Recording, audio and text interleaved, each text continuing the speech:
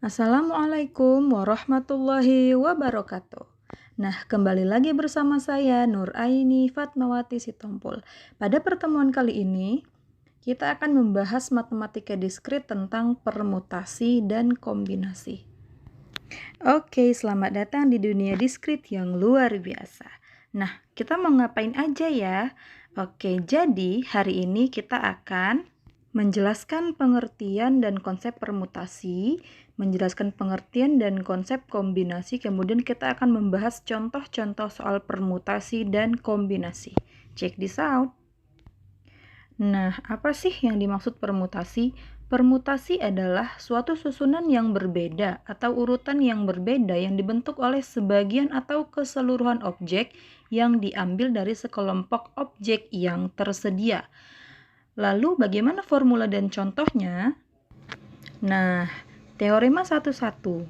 Banyaknya permutasi R dari N unsur yang berbeda adalah dilambangkan oleh P N, R sama dengan N faktorial per N kurang R faktorial.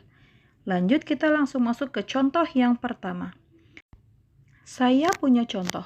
Contoh 1, tentukan permutasi 3 dari 5 huruf yang berbeda. Misalnya ada A, B, C, D, dan E. Permutasi 3 dari huruf itu adalah, maka kita temukan bahwasannya N-nya ada 5 dan R-nya ada 3. Langsung saja kita masukkan ke formulanya. Permutasi N, R tadi, maka menjadi permutasi 5,3. Sama dengan 5 faktorial per 5 dikurang 3 faktorial. 5 dikurang 3 itu kan sama dengan 2, maka langsung kita buat 5 faktorial per 2 faktorial. Maka kita mendapatkan hasilnya, 2 dan 2 itu sudah kita coret ya, jadi kita dapat 5 dikali 4 dikali 3 sama dengan 60. Maka ada 60 cara. Dan teman-teman bisa melihat, saya sudah buat tabel untuk jawaban-jawabannya. Bisa langsung dibaca ya. Kita langsung masuk ke contoh yang kedua. Tentukan berapa banyak susunan yang mungkin terjadi pada kode PIN 4 digit dengan angka yang tidak boleh berulang. Nah, kita tahu angka-angka itu kan terdiri dari 0, 1, 2, 3, 4, 5, 6, 7, 8, 9. Dan jumlah angka-angka itu adalah 10. Maka di sini kita mempunyai N-nya sama dengan 10. Karena soal meminta kode PIN-nya 4 digit, maka kita punya R sama dengan 4. Langsung kita masukkan ke formulanya, Pn, R sama dengan P10,4.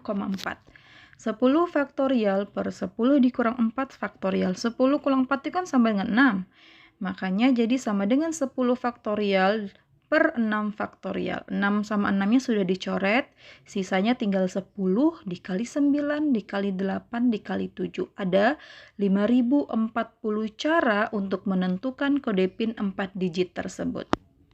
Nah, sekarang kita masuk ke kombinasi.